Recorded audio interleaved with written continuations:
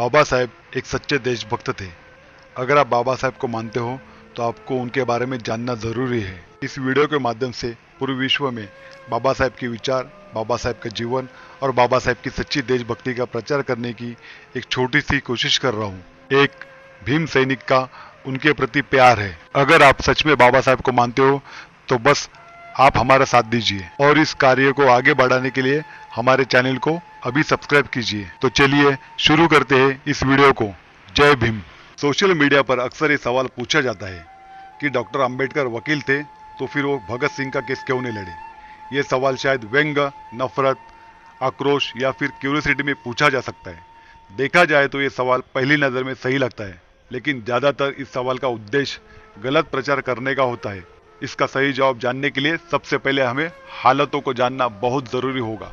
23 मार्च 1931 को भगत सिंह को फांसी दी गई थी। ये वो टाइम था जब शूद्र, अतिशूद्र या यूं कहे कि अंबेडकर जब स्कूल जाते थे तो उन्हें स्कूल के बाहर दरवाजे के पास बैठकर पढ़ाई करना पड़ता था, क्योंकि अंबेडकर अछूत थे। जबकि भगत सिंह सिख थे तो उन्हें ये पीड़ा, ये तकलीफ झेलनी नहीं पड़ी।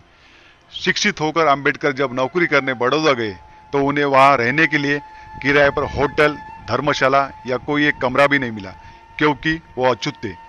जब वो सिडनम कॉलेज में प्रोफेसर बने तो बच्चे उनसे पढ़ने के लिए राजी नहीं थे, क्योंकि वो अछूत थे। ऐसे में जून 1923 से अंबेडकर ने वकालत का काम शुरू किया। तब उन्हें बार काउंसलिंग में बैठने के लिए भी जगह नहीं दी गई, क्योंकि वो अछूत थे। अछूत होने के कारण अंबेडकर को केस नहीं मिल पाते थे। एक बार एक गैर ब्राह्मण अपना केस हार जाने के बाद अंबेडकर के पास आए, तब अंबेडकर ने उनका केस दोबारा लड़ा और वो केस जीत गए। तब उस केस की जीत ने अंबेडकर को बहुत प्रसिद्धि दी, लेकिन वकालत अंबेडकर की रोजी रोटी नहीं थी, क्योंकि अंबेडकर अछूत थे। जातिवाद के कारण केस नहीं मिलने पर उन्होंने बाटली बॉयज अकाउंटेंसी में अध्यापक का काम शुरू किया। ये वो दौर था जहाँ किसी अछूत के छूने भर से हिंदुओं का धर्म भ्रष्ट हो जाता था।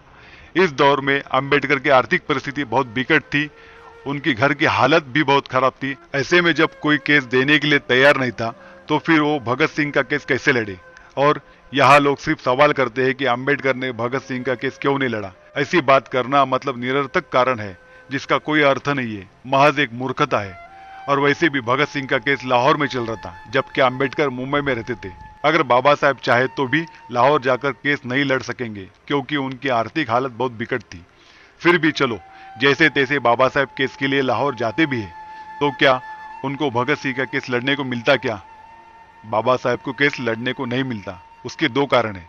एक सबसे बड़ा कारण बाबा साहेब अछूत वकील है, और दूसरा कारण यह है कि भगत सिंह की केस की पैरवी जाने माने वकील आसिफ अली कर रहे थे, और आसिफ अली का वकालत के क्षेत्र में बहुत दबदबा था। अब आप ही सोचिए, ऐसे में आसिफ अली को हटाकर अंबेडकर को केस देने की कल्पना भी कोई कर नहीं सकता। और बोलते हैं कि अंबेडकर ने भगत सिंह का केस क्यों नहीं लड़ा। पहले सब जान लो और बाद में सोचकर बोलो। आपको पता है क्या, भगत सिंह के खिलाफ जहाँ सुप्रसिद्ध वकील आसिफ अली पैरवी कर रहे थे, वही अंग्रेजों की तरफ से पैरवी करने वाले ब्राह्मण वकील का नाम था सूर्य नारायण शर्मा। ये वही शर्मा है जो आरएसएस के संस्थापक गोलवलकर के बहुत अच्छे मित्र थे। अगर आप बाबा साहब को मानते हो तो ये बात हमेशा याद रखना, अंग्रेजों की राजनीतिक गुलामी तो सिर्फ 150 वर्ष ही थी। उसके मुकाबले में 2500 वर्ष से भी अधिक जो सामाजिक गुलामगिरी में हम जी रहे थे, उस गुलामगिरी को नष्ट करने के लिए बाबा साहब ने अपने प्राणों की आहुति दी है। ऐसे में आज़ादी की लड़ाई को लेकर जहाँ क्रांतिकारियों का नाम गर्व से लिया जाता है, वही सामाजिक आज़ादी के लिए सर्वश्रेष्ठ स्थान पर अंबेडकर का नाम अभिमान से लिया जाता है। एक पहलू ये भी है, जिस समय संपूर्ण देश में एकमात्र अच्छे वकील के तौर पर अंबेडकर की पहचान थी, तब भी उन्हें केस नहीं मिल पाए, क्योंकि वो अछूत थे। आर्थिक तंगी के चलते घर की हालत खराब थी, इसलिए प्रोफेसर की नौकरी करनी पड़ी। ऐसे में भगत सिंह का केस खुद मुंबई से लाहौर जाकर लड़ना किसी भी दृष्टिकोण से आसान नजर नहीं आता। यदि केस लड़ना भी चाहे तो मशहूर वकील आसिफ अली से केस वापस लेकर अंबेडकर को सौंपने का कोई लॉजिकल मुद्दा नजर नहीं आता।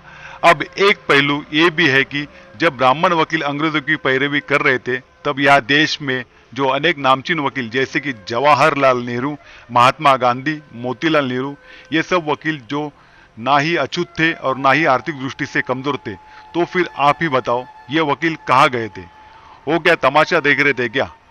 क्या उनको भगत सिंह की गिरफ्तारी और सजा की भनक नहीं थी क्या? जबकि साल 2013 में पाकिस्तान के वकील इम्तियाज कुरैशी ने भगत सिंह के केस को दोबारा खुलवाया। इसकी पैरवी अब्दुल रशीद ने की। 2014 में अब्दुल ने एफआईआर की कॉपी मंगवाई। कॉपी में पता चला कि एफआईआर में भगत सिंह का नाम ही नहीं है। उन्हें केवल रजिस्टर के आधार पर फांसी दे दी गई। अब दोस्तों आप ही बताओ, लोग पूछते हैं कि बाबा साहेब ने भगत सिंह का केस क्यों नहीं लड़ा। उसका जवाब हमने इस वीडियो के माध्यम से दिया। अब आप उन्हीं लोगों से ये पूछिए कि नेहरू और गांधी ने भगत सिंह का केस क्यों नहीं लड़ा। कमेंट में बताइए कि इस पे वीडियो बनना चाहिए या नहीं। जय भीम।